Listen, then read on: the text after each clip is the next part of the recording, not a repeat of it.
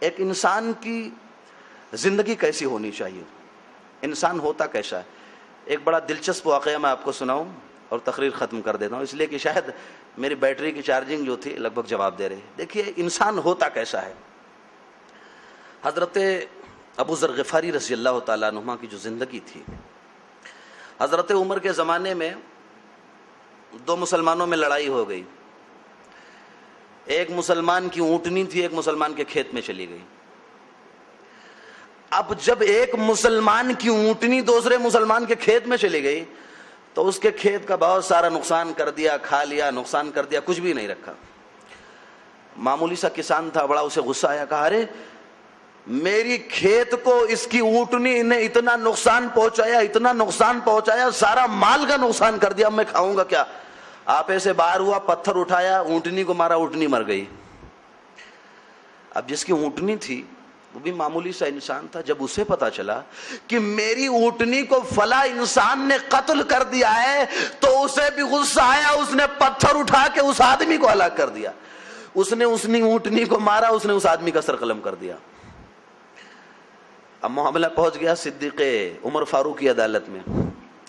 حضرت عمر فاروق نے کہا کہ بدلہ تو تمہیں دینا پڑے گا. کہا امیر المومنین بدلہ کیسے دوں؟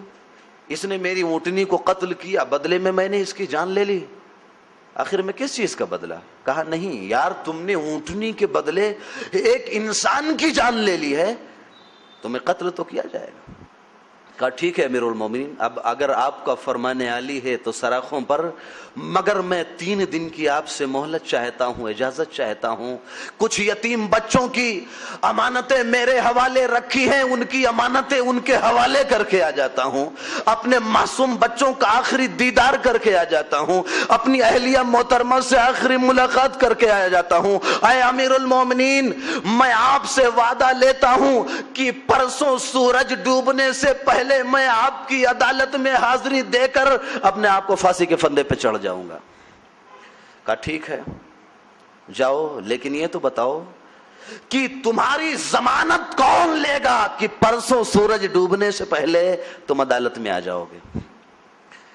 پورے مجمع میں نگاہ دوڑائی، نگاہ دوڑتے دوڑتے حضرت ابو ذر غفاری پر جا کر ٹک گئی. اس نے کہا کہ اے امیر المومنین، اگر میں اپنی ضمانت کے لیے کسی صحابی کا انتخاب کرتا ہوں تو حضرت ابو ذر غفاری کا انتخاب کرتا ہوں. ابو ذر غفاری کو بلایا، کہا ابو ذر غفاری یہ بتلاؤ کہ کیا اس دیہاتی آدمی کی ضمانت لینے کے لیے تم راضی ہو کہ یہ پرسوں سورج ڈوبنے سے پہلے ہماری عدالت میں آ جائے گا؟ ابو ذر غفاری نے نہ سوچا نہ سمجھا، کہا امیر المومنین میں اس کی ضمانت لینے کے لیے تیار ہوں.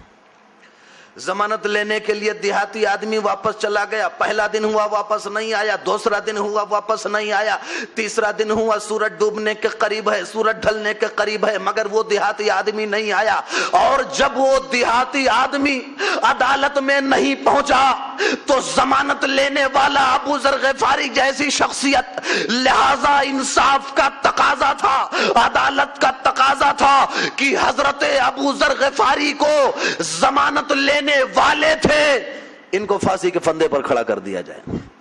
اب حضرت ابو ذر غفاری کے پھانسی کے پھندے پر کھڑے، صحابہ حیران ہیں، صحابہ پریشان ہیں، صحابہ رو رہے ہیں، صحابہ گڑ گڑا رہے ہیں کہ اتنا بڑا صحابی رسول معمولی سے دیہاتی انسان کی ضمانت لے لی. سورج ڈوبنے میں 3-4 منٹ کا وقت باقی ہے، اگر وہ دیہاتی مسلمان نہیں آیا تو بدلے میں ابو ذر غفاری کو پھانسی کے پھندے پر کھڑا کر دیا جائے گا. اب یہ بحث چالو ہے، یہ تکرار چالو ہے، یہ گفتگو چالو ہے. اتنے میں وہ دیہاتی انسان چلاتا ہوا، ہانپتا ہوا، کانپتا ہوا حضرت امیر المومنین کی عدالت میں پہنچ گیا.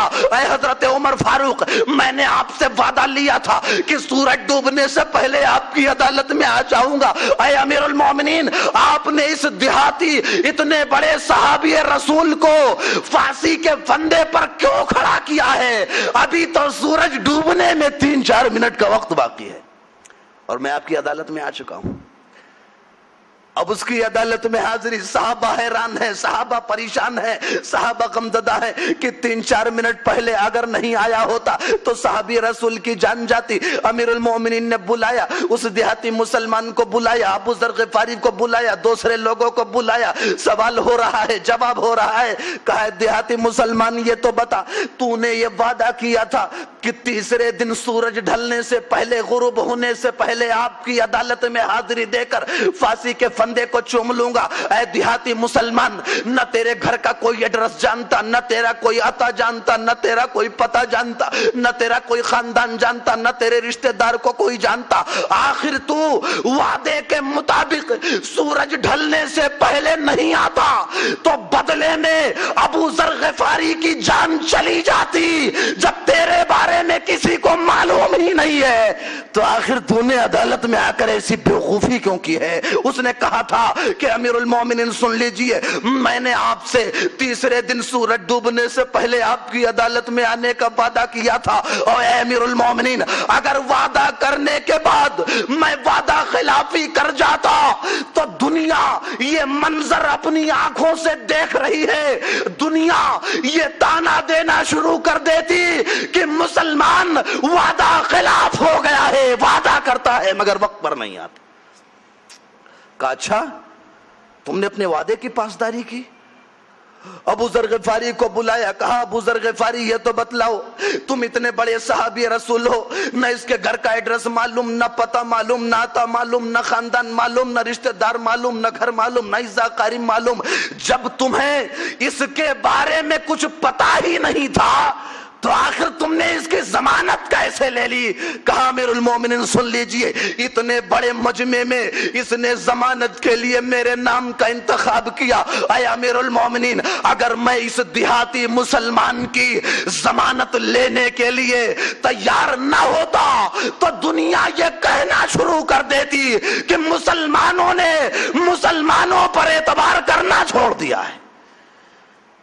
اس لیے امیر المومنین گرچہ میں اتنا بڑا صحابی رسول ہوں، معمولی سا دیہاتی ہے، لیکن ہے تو مسلمان، میں اس کی ضمانت کیسے نہیں لے سکتا؟ ابھی یہ گفتگو کا سلسلہ جاری ہے، شروع ہے۔